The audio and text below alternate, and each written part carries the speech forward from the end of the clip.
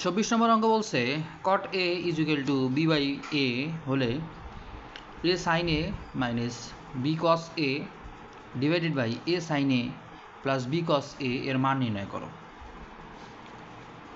সলিউশনটা কেমন হওয়া উচিত? সলিউশনটা হওয়া উচিত এইটা থেকে, cot a is equal to b by a। ঠিক আছে, ওকে। তাহলে আমি লিখলাম বা cot a সমান সমান আমরা লিখতে পারি কি? আমরা অবশ্যই লিখতে পারি cos a by sin a। এখন বলেন তো তারা কি বলছে? তারা বলছে সাইনের সাথে a গুণ আকারে থাকবে এবং কসের সাথে b গুণ আকারে থাকবে। তার মানে এখানে কসের সাথে b গুণ আকারে দিতে হবে, হ্যাঁ, আর সাইনের সাথে a গুণ আকারে দিতে হবে।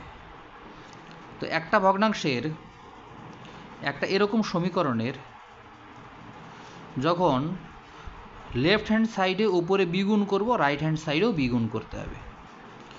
যখন লেফট হ্যান্ড সাইডে নিচে a গুণ করব, রাইট হ্যান্ড সাইডেও নিচে a গুণ করতে হবে। তাহলে এইটা সমান সমান আমি বলতেই পারি b square divided by a square. এটা বলাই যায়। যদি তাই বলা যায় তাহলে এখন তারা কি বলছে সেইটা আমরা করব। তারা বলছে যে বাবা a sin a থেকে b cos a বিয়োগ করো। তার মানে নিচেরটা থেকে উপরেরটাকে বিয়োগ করো। তাহলে নিচেরটা থেকে উপরেরটা বিয়োগ করি, নিচেরটা বিয়োগ উপরেরটা করলাম।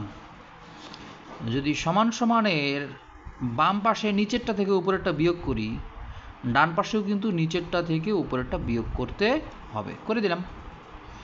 বলছে নিচেরটার সাথে উপরেরটা যোগ করো, মানে নিচেরটার সাথে উপরেরটা যোগ করো, সাইন এ প্লাস বি কস এ। এতটুকু ক্লিয়ার? তাহলে সমান সমানের ডান পাশে একই কাজ করতে হবে, নিচেরটার সাথে উপরেরটা যোগ করে দিতে হবে। তাহলে আমাদের অ্যান্সার হয়ে গেছে।